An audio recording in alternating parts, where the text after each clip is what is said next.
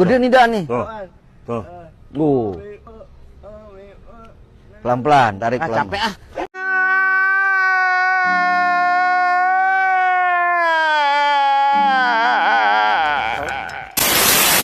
Stop it. Get some help.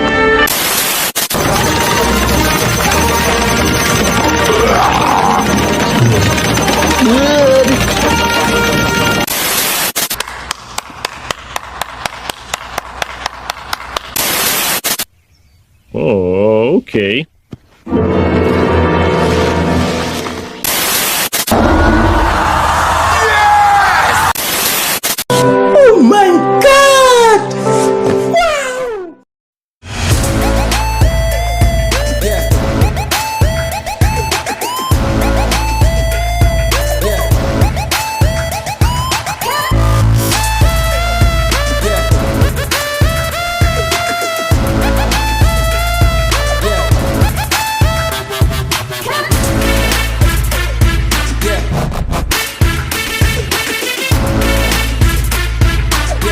Assalamualaikum warahmatullahi wabarakatuh.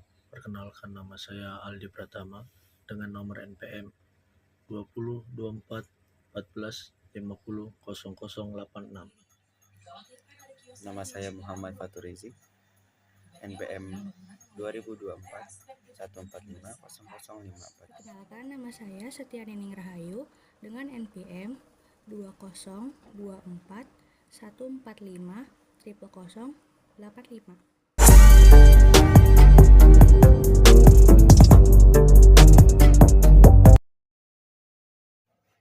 Organisasi manajemen. Organisasi dalam manajemen bisnis adalah perkumpulan orang yang bekerja sama untuk mencapai tujuan tertentu. Manajemen organisasi adalah proses perencanaan, pengorganisasian, pelaksanaan, dan pengawasan sumber daya organisasi untuk mencapai tujuan yang mufakat.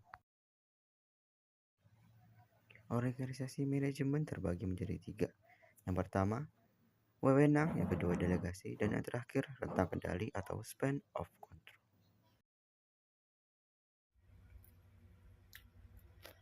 Wewenang bisa dikatakan sebagai hak formal yang diberikan oleh undang-undang atau kekuasaan eksekutif administrasi.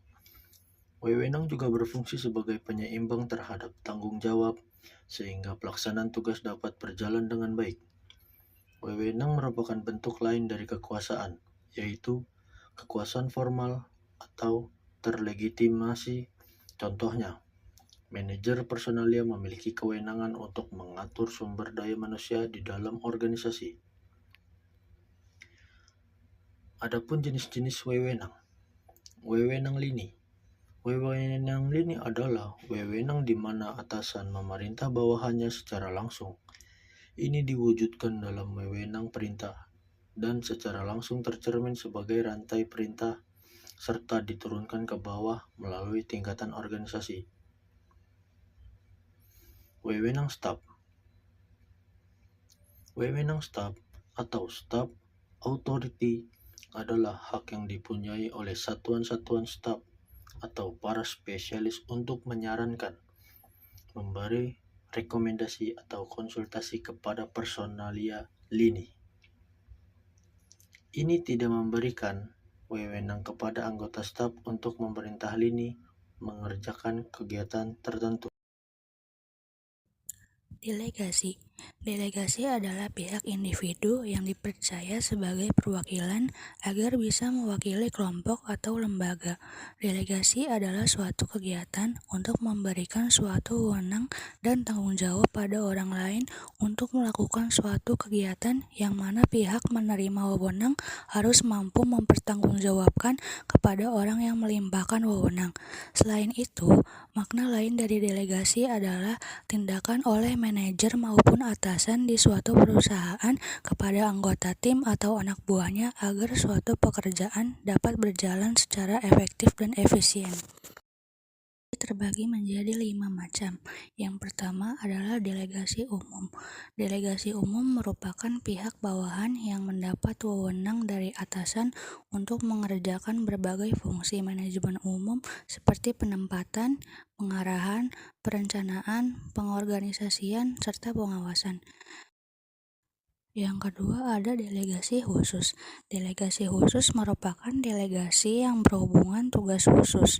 Contohnya adalah pemberian wewenang pada seorang penjual untuk bisa mengumpulkan uang dari para debiturnya. Dan yang ketiga ada delegasi formal. Delegasi ini dipilih berdasarkan struktur organisasi yang ada di perusahaan tempatnya bekerja. Dengan garis struktur organisasi yang ada, atasan tak punya pilihan lain untuk menunjuk bawahannya sebagai delegasi. Sebagai contohnya, jika ada seorang manajer produksi yang diberikan wewenang untuk meningkatkan produksi jasa atau barang. Yang keempat ada delegasi informal. Delegasi informal merupakan delegasi yang langsung dilakukan oleh bawahan meskipun tanpa adanya pemberian wewenang dari atasan. Misalnya, ketika ada kerusakan alat di tempatnya bekerja, karena merasa mampu memperbaiki, maka tanpa disuruh atasan, dia akan memperbaiki alat tersebut. Dan yang terakhir ada delegasi lateral. Delegasi lateral merupakan pihak yang menerima wewenang lebih dari satu orang atau dengan satuan bantuan sejumlah orang. Berikut contohnya adalah seorang manajer umum dari departemen penjualan yang meminta bantuan manajer penjualan untuk menyiapkan kumpulan data tenaga penjualan. Karena akan sulit dilakukan sendirian, maka dia akan meminta bantuan dari bagian personalia. Delegasi tidak akan terjadi bila tidak ada suatu tujuan. Tujuan yang pertama ialah untuk mengefektifkan dan mengefisienkan organisasi yang ada dalam perusahaan. Ketika pimpinan perusahaan tidak harus melakukan kesepakatan jual beli dengan perusahaan lain misalnya. Namun, di waktu yang sama, ada juga pekerjaan yang harus diselesaikan oleh pimpinan karena sangat urgent, maka agar lebih efektif, di mana kedua pekerjaan bisa selesai, pimpinan pun mengirimkan delegasi untuk menyelesaikan kesepakatan dengan perusahaan lain, agar pekerjaan intern tetap bisa selesai. Tujuan yang kedua adalah untuk lebih memfokuskan hal lain yang lebih penting sehingga organisasi perusahaan tidak terbengkalai karena pimpinan berada di tempat. Keharusan pimpinan untuk berada di perusahaan demi menyelesaikan sebuah pekerjaan agar bisa lebih difokuskan dengan bantuan adanya delegasi. Tujuan yang ketiga, untuk memberikan bantuan pada atasan dalam untuk menilai suatu kebijakan yang tepat. Pendelegasian menjadi poin keberhasilan bawahan dalam mengerjakan sebuah kebijakan yang diberikan atasan. Dan yang keempat adalah untuk memberi peran pada individu di perusahaan itu. Pimpinan yang baik bukanlah yang mengerjakan semuanya sendiri, justru menjadi ironi jika terjadi. Justru itu menunjukkan ketidakberdayaannya sebagai pemimpin. Dan tujuan yang kelima adalah untuk memberikan motivasi pada anggota agar bisa lebih fokus pada target yang harus diraih. Ada kalanya para anggota perlu diberi motivasi. Pendelegasian anggota membuat mereka lebih fokus untuk menyelesaikan tugas dengan baik. Kebanggaan dalam dirinya karena berhasil dipilih menjadi delegasi membuatnya termotivasi untuk meraih target yang diminta. Dan tujuan yang terakhir adalah untuk membantu bawahan agar lebih tumbuh dan berkembang dalam karirnya. Mahir mengerjakan tugas di dalam perusahaan bisa membuat mereka nyaman dengan pekerjaan itu juga, sehingga hal itu membuat mereka tak berkembang.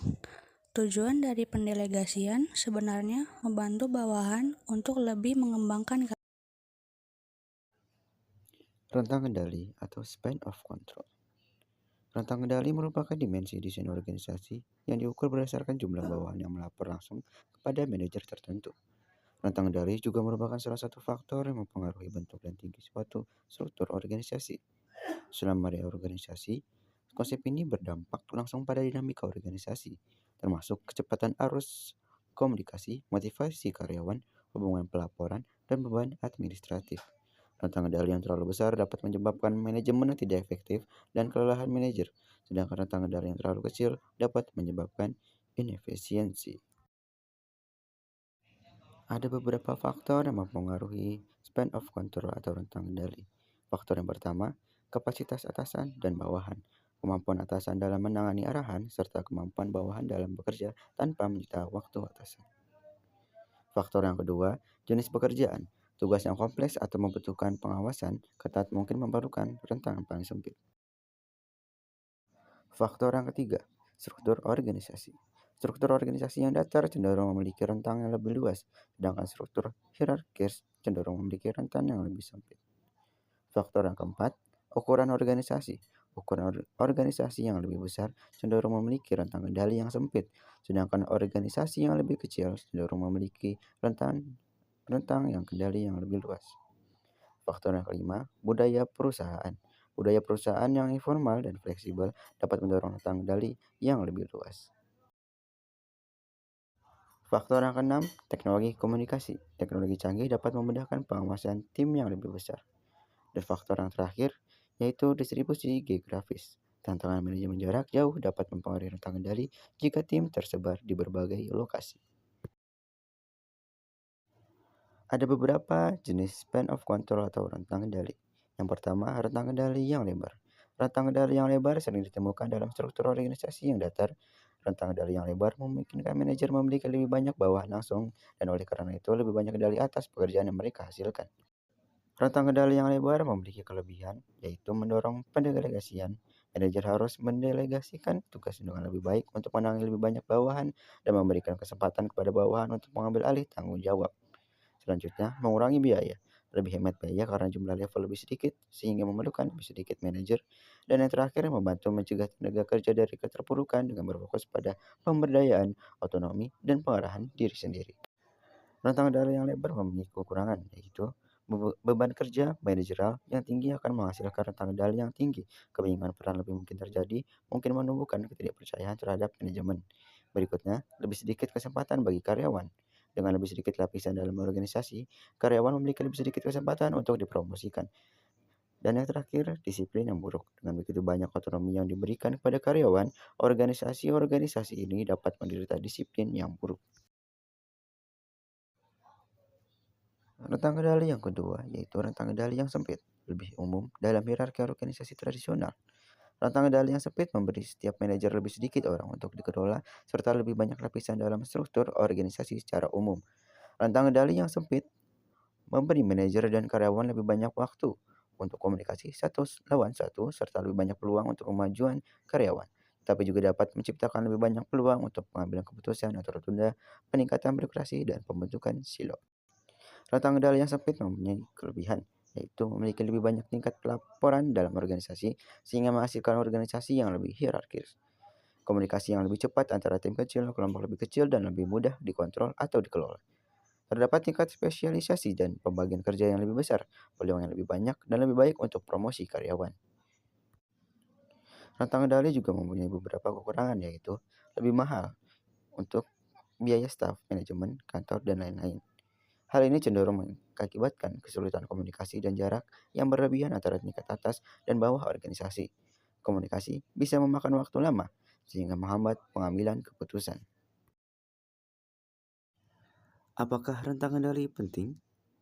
Ya, rentang kendali itu sangat penting, karena menurut penelitian menunjukkan bahwa rentang kendali yang kurang optimal dapat mempengaruhi kinerja. Rentang kendali yang optimal memungkinkan manajer untuk memelihara hubungan yang produktif dengan bawahan, karena ada lebih banyak komunikasi antara manajer dan bawahan.